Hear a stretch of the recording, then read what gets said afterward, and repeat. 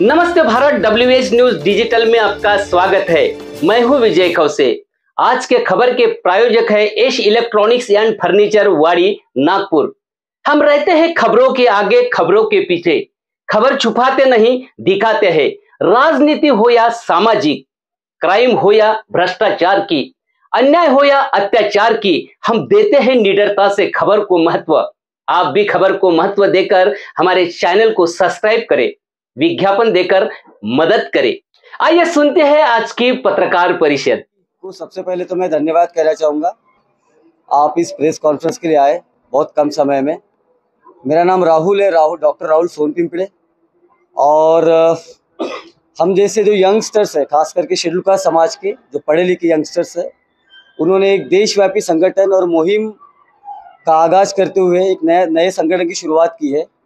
उसका नाम है all India independent schedule caste association, जिसका पहला नेशनल कॉन्फ्रेंस कल नागलोक में है, जिसमें देश भर के जो शेड्यूल कास्ट के ज़मीनी कार्यकर्ता है, जो किसी भी राजनीतिक पार्टी से जुड़े नहीं हैं, लेकिन ज़मीन पे शेड्यूल कास्ट के गरीब लोगों के जो मसले हैं उसके ऊपर काम करते हैं। तो भारत के अलग अलग राज्य से वो आ रहे हैं, और साथ ही साथ जो शेड्यूल कास्ट समाज के इंटेलेक्चुअल्स हैं, तो उनका एक इंटेलेक्चुअल्स और एक्टिविस्ट का एक नेशनल डेलीगेशन मीट हो रहा है कल 7 अक्टूबर को नागलोक में, जो पूरे दिन भर चलेगा। और साथ ही साथ 8 अक्टूबर को शेड्यूल कास्ट के 2 मुख्य मुद्दों के ऊपर एक विशाल जनसभा इंदौरा में, नागपुर जो इंदिरा ग्राउंड है वहाँ पे आयोजित की गई है। वो 2 मुद्दे हैं, reservation in private sector for schedule caste के लिए निजी क्षेत्र में आरक्षण, और साथ ही साथ जो जातीय अत्याचार पूरे भारत में, चाहे वो बीजेपी रूल स्टेट हो, चाहे वो कांग्रेस रूल स्टेट हो, शेड्यूल कास्ट के ऊपर जो जातीय अत्याचार है, हम जो आंकड़े देखते हैं वो बहुत ही भयानक है। और खास करके जो नेचर ऑफ एट्रोसिटीज़ है, जिस तरह के अत्याचार उन पर हो रहा है, बहुत ही अमानवीय तरीके से उनको प्रताड़ित किया जा रहा है।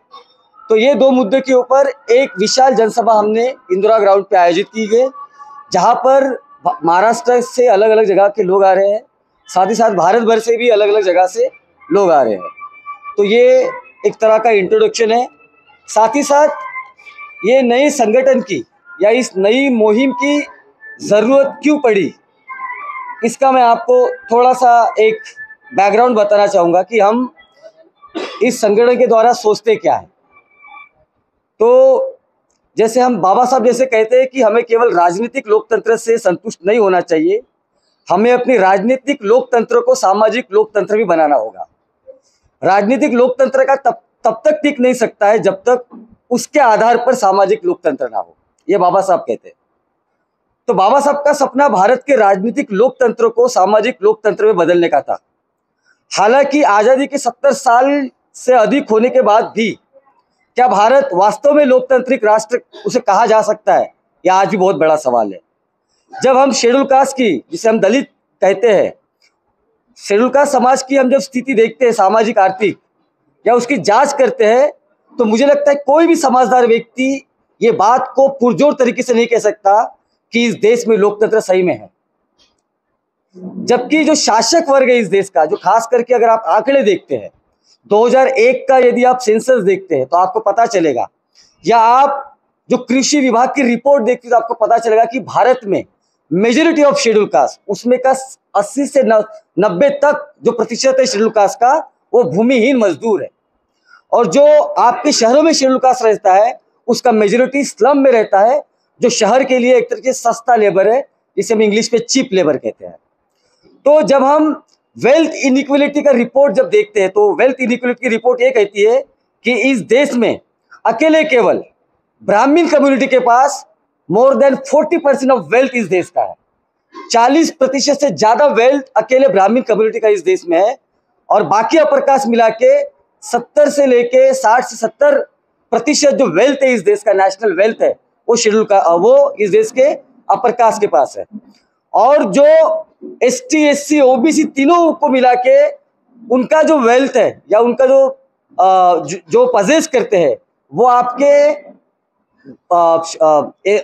अपर कास्ट जो है, जो जिसको आप अगर मैं नाम लूँ तो ब्राह्मण और बनिया समाज खास करके, और लैंड जिनके पास है, जिनको उत्तर भारत में ठाकुर कहा जाता है, महाराष्ट्र में मराठा और अन्य जो लैंड ओनिंग कम्युनिटी है, इस सबको अगर मिला के हम बात करते हैं तो SC ST OBC इनका जो इनकम है और जो रिसोर्सेस है वो बहुत ज़्यादा कम है, वो नेशनल एवरेज से भी कम है।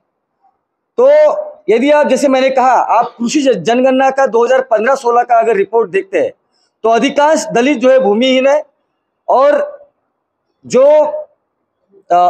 9% जो दलित है वो, उसमें से वो केवल 9% दलित है जो कृषि जमीन पर काम करता है। अगर आप वेल्थ इनइक्वलिटी की बात करते हैं तो आप देखते हैं, जैसे मैंने कहा कि मोर देन 40% जो है वेल्थ जो है जो केवल साथ। जब जुडिशरी की आप बात करते हैं तो जुडिशरी में आप देखते हैं कि शेड्यूल कास्ट, शेड्यूल ट्राइब का रिप्रेजेंटेशन ना के बराबर है, और जुडिशरी में यह आर्गुमेंट दिया जाता है कि मेरिट के बेस पर जज को सिलेक्ट किया जाता है, खास करके जो अपर जुडिशरी है, और इतने साल में 1-2 लोगों को छोड़ दिया जाए तो अगर आप जुडिशरी में जो शेड्यूल कास्ट का रिप्रेजेंटेशन है खास करके वो देखते तो ना के बराबर है।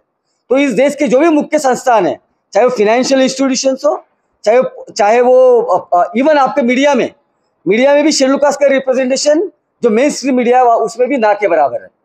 और साथ ही साथ जो आपके सोशल इंस्टीट्यूशंस है और जो आपके कल्चरल इंस्टीट्यूशंस है वहाँ पर भी शेड्यूल कास्ट का रिप्रेजेंटेशन जो है वो ना के बराबर है। साथ ही साथ हम ये देखते हैं कि इंडिया में जो पोस्ट 90s LPG पॉलिसी लाई गई, लिबरलाइजेशन, ग्लोबलाइजेशन और प्राइवेटाइजेशन, इसमें खास करके उस वक्त की सरकार और आज की भी सरकार जो है वो बार बार इस बात को कहती है कि हम इस पॉलिसी का इस्तेमाल करके जॉब देंगे, लेकिन जब हम उसका अध्ययन करते हैं तो ये देखते हैं कि जॉब और एम्प्लॉयमेंट में बहुत फर्क है। एक व्यक्ति स्विगी में या जोमेटो में काम करके जब किसी को ऑर्डर देता है तो हो सकता है उसका जॉब पूरा हुआ, लेकिन वो एम्प्लॉयमेंट नहीं है। जब वो अगले दिन बीमार पड़ता है तो उसका जो मालिक है वो इस बात को सुनिश्चित नहीं करता है कि उसका रोजी नहीं कटेगा या उसका हेल्थ का टेक केयर किया जाएगा। तो आज के तारीख में लिबरलाइजेशन, ग्लोबलाइजेशन की वजह से एक तरीके से एम्प्लॉयमेंट का नेचर चेंज हुआ है। और बड़े तौर पे यदि आप आंकड़े देखते हैं तो आंकड़े ये कहते हैं कि भारत में ऑलमोस्ट ऑल सेक्टर्स जिसको है प्राइवेटाइज किया गया है। तो जब गवर्नमेंट सेक्टर में शेड्यूल कास्ट का व्यक्ति, शेड्यूल ट्राइब का व्यक्ति, OBC का व्यक्ति आवेदन करता था, मेहनत करता था, आप अगर एक नेचर देखेंगे, मैं यूनिवर्सिटी में रहा हूँ, मेरा JNU से PhD है, मैं आपको एक कह सकता हूँ कि JNU में जब मैं पढ़ रहा था तो मेजोरिटी ऑफ शेड्यूल कास्ट के स्टूडेंट, शेड्यूल ट्राइब के स्टूडेंट जो थे वो एक तो भूमिहीन मजदूर के बच्चे थे या फिर मेरे जैसे बच्चे जिनके पिता साइकिल रिक्शा चलाते थे या जिनकी माएँ जो है किसी के घर में बर्तन मांजती थी या ईटा भट्टी, मेरी मम्मी ईटा भट्टी पे काम करती थी। तो अपना पेट काट के हमारी जब घर के लोग हमें यूनिवर्सिटी भेजते हैं जहाँ पर शिक्षा हमें बड़ी सस्ती मिलती है, उस तरह के यूनिवर्सिटी का आज फंड काटा जा रहा है और प्राइवेट यूनिवर्सिटीज़ को लाया जा रहा है जहाँ पर केवल लिबरल आर्ट्स पढ़ने के लिए आपको सालाना 5 लाख रुपए देना पड़ता है। मेरे ख्याल से 5 लाख पूरा जिंदगी में हमने कभी एक साथ नहीं देखा है। तो इस तरह का जो बच्चे हैं जो दूर दराज से आते हैं, गांव खेड़े से आते हैं, शहरों में बहुत दिन को काम करते हैं, रात को पढ़ाई करते हैं, सरकारी लाइब्रेरी का इस्तेमाल करके छोटी मोटी सरकारी नौकरियां वो पा जाते थे, चाहे वो रेलवे हो, चाहे बैंक हो, चाहे अन्य खाता हो। आज इन सारे खातों को प्राइवेटाइज किया जा रहा है और इसकी ठेकेदारी इस देश के अपर कास्ट के हाथ में दी जा रही है। अगर आप मेजरली देखेंगे, इवन सब जो आप प्राइवेट ठेकेदारी में अगर देखेंगे, इवन आप ये जो पब्लिक जो टॉयलेट्स है, पब्लिक टॉयलेट का जो मालिक एक बनिया है, पब्लिक टॉयलेट में काम करने वाला सफाई कर्मचारी वाल्मीकि कम्युनिटी से। लेकिन इस बात तो अगर वो प्राइवेट सेक्टर है तो वहां का ठेकेदारी भी जिनके पास पैसा है वो लेगा, कर्मचारी जो चीप लेबर है वो शेड्यूल कास्ट का आएगा। तो हम ये कह रहे हैं कि जब आपने सारे के सारे गवर्नमेंट सेक्टर को प्राइवेटाइज कर दिया है तो शेड्यूल कास्ट का जो गरीब व्यक्ति है, जो दूर दराज से आ रहा है, अपने गांव कस्बे से आ रहा है, झोपड़पट्टी से आ रहा है, वो कैसे बड़ी पोजीशन पे जा सकता है। पहले ये था कि वो मेहनत करके गवर्नमेंट सेक्टर में UPSC के थ्रू, MPSC के थ्रू और अन्य एग्जाम के थ्रू वो बड़ी पोस्ट हासिल कर सकता था। उसके कारण हमने शेड्यूल कास्ट समाज में खास करके थोड़ी प्रगति देखी है, लेकिन अब वो एक तरीके से पूरा खत्म कर दिया जा रहा है। इसलिए हमारे संगठन की तरफ से हमारी ये मांग है और हमारी ये मुहिम है कि गवर्नमेंट इस बात को सुनिश्चित करे कि जो प्राइवेट सेक्टर है, और प्राइवेट सेक्टर भी एक तरीके से प्राइवेट नहीं है। अगर आप most of the private sector देखोगे, जो बड़े कॉर्पोरेट है उसका पानी, बिजली, इस सरकार उनको ऑलमोस्ट फ्री में देती है, यहाँ तक कि लोन देती है, जो लोन बहुत सारे कॉर्पोरेट सेक्टर के लोग सरकारी बैंक से उठाते हैं। इसके बहुत सारे उदाहरण हमारे सामने हैं कि वो सरकारी बैंक से लोन उठा के यहाँ से भाग जाते हैं। ये भागने वाले जितने भी लोग हैं जो इस देश में सरकारी बैंकों से लोन लेके, चाहे मालिया से लेके नीरव मोदी से लेके जितने भी लोग देखेंगे, इसमें से आपको कोई भी शेड्यूल कास्ट शेड्यूल ट्राइब नहीं दिखेगा। ये ज्यादातर ऊंची जाति के लोग हैं।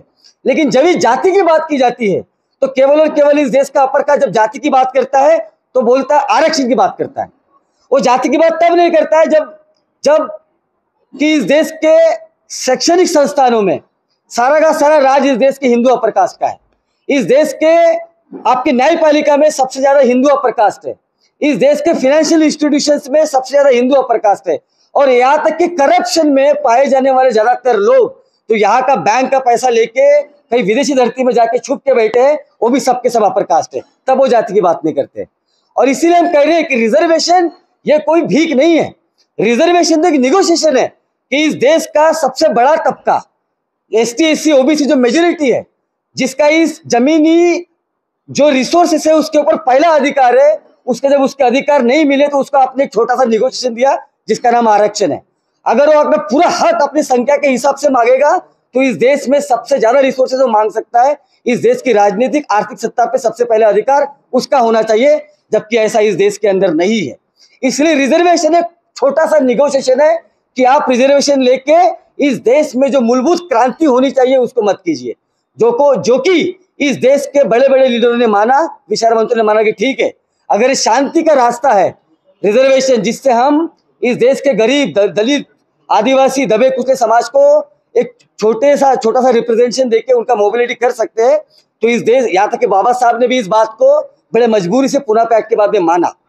लेकिन हम ये देखते हैं कि एवं रिजर्वेशन भी जब से इस देश में संवैधानिक रिजर्वेशन खास करके शेड्यूल कास्ट शेड्यूल ट्राइब का लागू किया गया है, एक साल भी ऐसा नहीं गया है जहां पर बैकलॉग सीटें नहीं रही है।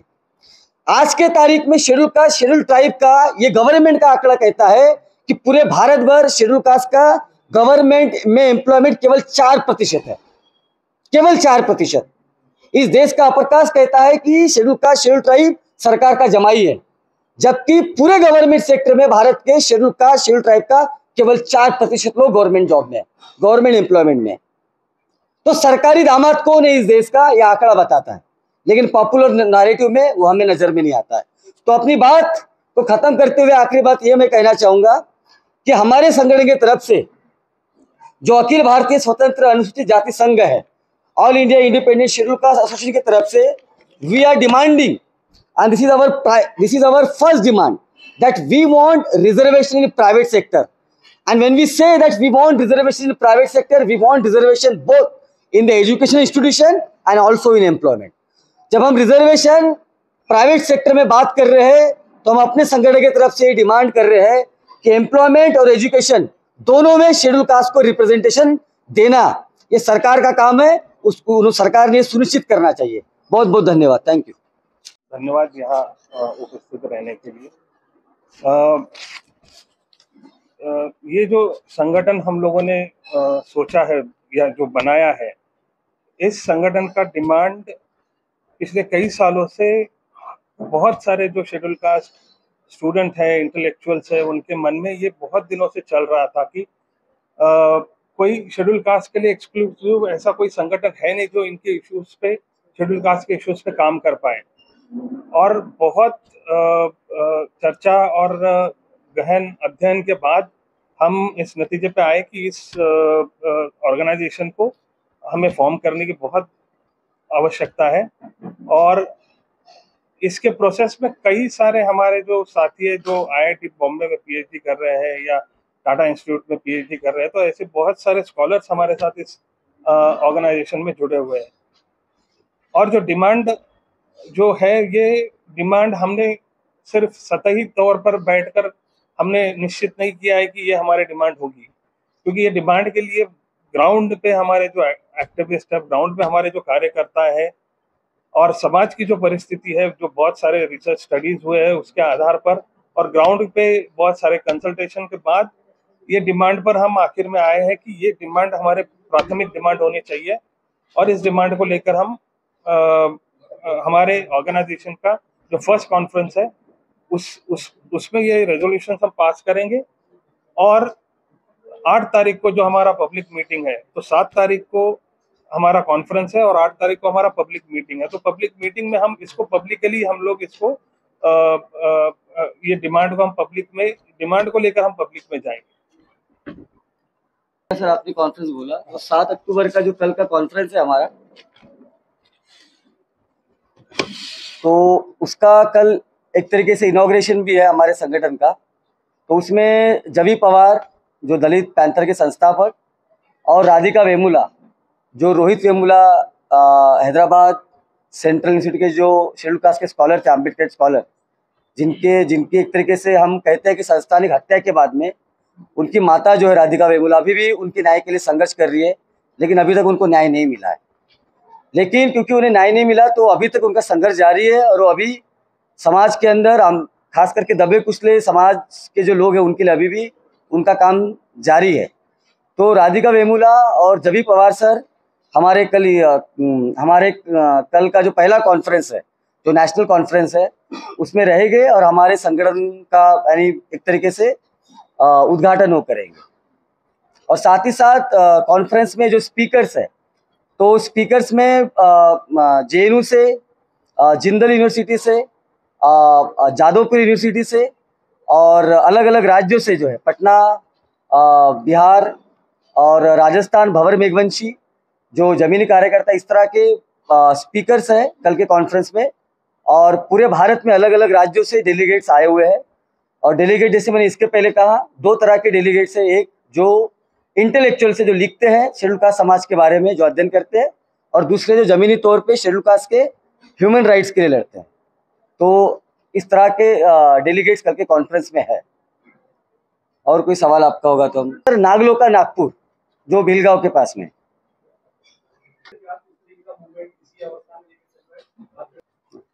नहीं सर, मुझे लगता है कि सरकार तो आजकल और चाहे वो एक सरकार, एक पार्टी की सरकार नहीं, अलग अलग सरकारों ने अपने वक्त किसी भी जमीनी तौर के आंदोलन को दबाया हुआ है। जहाँ तक कि हमारे आंदोलन की बात है, तो हमारा आंदोलन जो है वो शेड्यूल कास्ट समाज के लिए है, जो बाबा साहब के फॉलोअर्स हैं ज़्यादातर। तो हमें लगता है कि अगर हम बाबा साहब की आइडियोलॉजी में मानते हैं, और ख़ास करके बाबा साहब ने इस देश का संविधान लिखा है और हम इस देश के संविधान में मानते हैं, तो मुझे लगता है कि लेबल जिसको जो लगाना है वो लगा सकते हैं। लेकिन हमें पूरा विश्वास है कि जब आप समाज में काम करते हैं और समाज के दबे कुचले समाज के लिए काम करते हैं, उसी समाज से हम खुद आते हैं, तो मुझे लगता है कि डरने की कोई बात नहीं, क्योंकि हम अपने मानव अधिकार के लिए लड़ रहे हैं, अपने हकों के लिए लड़ रहे हैं। अगर अपने हकों के लिए लड़ते लड़ते अगर कल जाके अगर सरकार इसको दबाना चाहती है और हमें जेल में डालना चाहती है, तो मुझे कोई डर नहीं है, क्योंकि मेरे पिता जो हाथ रिक्शा चलाते थे, मैंने उनको दवाई ना होने के कारण दम तोड़ते हुए देखा है। तो मैंने ज़िंदगी और मौत को बहुत नज़दीक से घर में ही देखा है। तो मुझे खास करके उतना डर नहीं लगता है, क्योंकि जिस समाज से मैं आता हूँ और अभी भी मेरे समाज के लोग जहाँ मैं रहता हूँ, आज भी लोग उसी कारण मरते हैं क्योंकि उनके पास खाने के लिए पर्याप्त खाना नहीं है, शिक्षा के लिए पैसा नहीं है, और अपने हेल्थ के लिए अभी भी इनफ पैसा नहीं है, या सरकारी कोई इतनी फैसिलिटीज़ नहीं है। तो आज भी वही होता है। तो मुझे उतना उस चीज़ का डर नहीं है। इसमें मैं एक बात और जोड़ देता हूँ कि आपने अगर दलित मूवमेंट का हिस्ट्री अगर देखा होगा इतने 70 सालों में, तो दलित मूवमेंट या अम्बेडकराइट मूवमेंट कभी भी वायलेंट नहीं रहा है। हमेशा दुनिया का एक लौता ऐसा मूवमेंट है जो पीसफुल मूवमेंट रहा है। और अम्बेडकराइट जो आइडियोलॉजी है वो इस कॉन्स्टिट्यूशन में या कॉन्स्टिट्यूशनल अरेंजमेंट में बिलीव करती है। इसीलिए हम हमारे वही मैं बताने की कोशिश कर रहा था सर कि हम जो रास्ते पे चल रहे हैं वो रास्ता हमारा बहुत क्लियर है आइडियोलॉजिकली। अगर उसमें इस तरीके की दिक्कत आती है तो हम सब उसको निपटने के लिए, उससे डील करने के लिए अगर कुछ तकलीफें आती है तो हम उसका मुकाबला डट के करेंगे। तो हम उस मेंटालिटी के साथ ही अभी जैसे मैं आपका अगर जवाब दूं, तो अभी बहुत सारे जो पत्रकार है जो इंडिपेंडेंटली सरकार के बारे में क्रिटिकल है, अब उन पत्रकारों के बारे में भी ऐसा कहा जा रहा है, उनको भी जो है पूछताछ के लिए बुलाया जा रहा है। तो मुझे लगता है कि ये केवल एक मूवमेंट की बात नहीं है।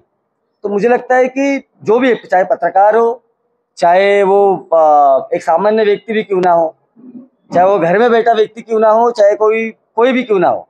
तो आजकल हर जगह ये हो रहा है। तो मुझे लगता है कि उसको कोई भी लेबल दिया जा सकता है। पत्रकारों को उन्होंने क्या लेबल दिया? पत्रकार को उन्होंने कहा कि जो है इनका फंडिंग कहाँ से आ रहा है, और उसके आधार पर उनकी पूछताछ की जा रही है। तो मेरे ख्याल से आज की तारीख में ऐसा कोई भी क्षेत्र बचा नहीं जहाँ पर डर नहीं है। लेकिन अगर आप दुनिया में या आज भी अगर मूवमेंट का इतिहास देखते हैं तो मूवमेंट तो उन्हीं लोगों से चलाई जाती है जो लोगों में डर थोड़ा कम होता है। नहीं, अभी जैसे हमने कहा कि कौन से पॉलिटिकल पार्टी, अगर आप मेरे ख्याल से आप ये कहना चाह रहे हैं कोई भी हाँ नहीं, हम बिल्कुल नहीं, आप जब मैंने बाबा साहब को कोट किया तो मैं इस बात को जानते हुए कोट किया कि बाबा साहब जब ये कहते हैं कि जो एग्जिस्टिंग पॉलिटिकल डेमोक्रेसी है तो ये पॉलिटिकल डेमोक्रेसी को अप्रूव करते हैं, लेकिन वो साथ में एक तरीके का वार्निंग देते हैं कि इस पॉलिटिकल डेमोक्रेसी को यदि आपको जिंदा रखना है तो आपको सामाजिक डेमोक्रेसी जो है, सोशल डेमोक्रेसी है, उसका विस्तार करना होगा, उसको बनाना पड़ेगा, जो कि आपके देश में नहीं है। तो हमारा ये कहना है कि हम जो सामाजिक डेमोक्रेसी की बात कर रहे हो, सामाजिक मूवमेंट की बात कर रहे हैं, तो इसका अपने आप में अगर आगे बढ़ता है और इसको लोगों का साथ मिलता है, अपने आप में पॉलिटिकल डेमोक्रेसी को हेल्प करेगा। हम कोई पॉलिटिकल डेमोक्रेसी में डायरेक्ट शामिल नहीं होने वाले। इसके पहले भी किया गया है, बिल्कुल किया गया है। बाबा साहब का जो अगर एक तरीके से देखा जाए, बाबा साहब के जाने के बाद शेड्यूल कास्ट फेडरेशन का अच्छा काम रहा हुआ है, आरपीआई का भी कुछ देर तक अच्छा काम रहा। आरपीआई उसके बाद में बिखरी, उसका इतिहास हमें पता है। दलित पैंथर का महाराष्ट्र में अगर देखा जाए, और बिल्कुल हमारी संगठन की सर इसलिए जरूरत है कि हमारा संगठन इस बात में बिलीव करता है कि ऑर्गेनाइज लीडरशिप और एक कैडर बेस्ड शेड्यूल कास्ट का मूवमेंट कैसे खड़ा किया जाए। जो प्रीवियस मूवमेंट्स रही हुई है उसमें वन मैन लीडरशिप और एक स्पॉन्टेनियस तरीके से मूवमेंट रही हुई है जो जल्दी बिखरी गई है। इन सभी का अनुभव लेते हुए, और खास करके जैसे मैंने इसके पहले बोला कि इसमें दो तरह के लोग हैं, एक जो जमीनी स्तर पे काम कर रहे हैं और दूसरे जो समाज का अध्ययन करते हैं। तो इन दोनों का कॉम्बिनेशन मिला के एक ऑर्गेनाइज लीडरशिप और एक कैडर बेस्ड मूवमेंट कैसा खड़ा किया जाए जो निरंतर चले, जो किसी एक व्यक्ति या एक लीडर पर आधारित ना हो कि लीडर खत्म तो मूवमेंट खत्म, या लीडर कहीं चला गया तो संगठन खत्म। इस तरह की सिचुएशन हमेशा शेड्यूल कास्ट के समाज में जो ऑर्गेनाइजेशन उनके हाथ रही हुई है उसको ध्यान में रखते हुए हमने इस संगठन का निर्माण किया हुआ है। हमारा ये पोजीशन है कि इस देश के अंदर चाहे कोई, पहली बात तो मैं आपको ये क्लियर कर दूं कि क्योंकि ये संगठन शेड्यूल कास्ट समाज के लिए है और इसके हर संगठन के अपने ऑब्जेक्टिव होते हैं, उसी तरीके से संगठन के अपने ऑब्जेक्टिव है जो शेड्यूल कास्ट समाज के लिए। तो जब शेड्यूल कास्ट समाज के लिए, तो शेड्यूल कास्ट समाज की स्थिति को जानते हुए और उनकी स्थिति आज के तारीख में हम देखते हैं, जो सरकारी आंकड़े हो या प्रत्यक्ष रूप से हम जब देखते हैं तो उनकी स्थिति बहुत ही खराब है, सोशल या इकोनॉमिकल दोनों। तो इसीलिए उनकी कुछ डिमांड्स है।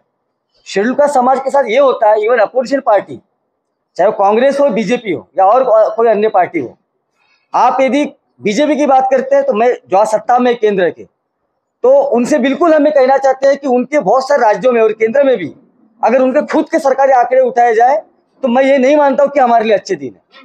नहीं, मैं सर आपके जवाब पर आ रहा हूँ, मैं आपके जवाब पे आ रहा हूँ। मैं ये कहने की आपको कोशिश कर रहा हूँ कि शेड्यूल कास्ट समाज की डिमांड के साथ जो खड़ा रहेगा,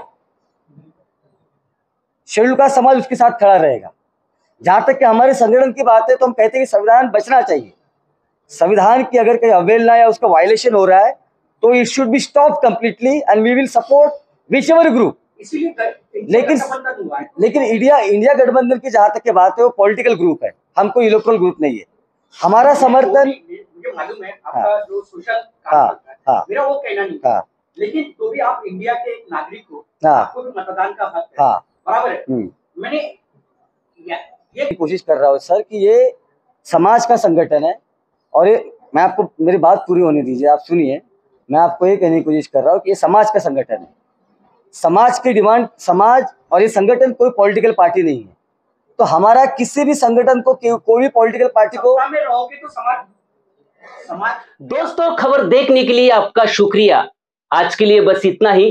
फिर मिलेंगे एक नए खबर के साथ, तो बने रहिए WH न्यूज के साथ। चैनल को लाइक करें, सब्सक्राइब करें, फेसबुक इंस्टाग्राम पर फॉलो करें, विज्ञापन देकर हमें आर्थिक सहयोग करें। धन्यवाद।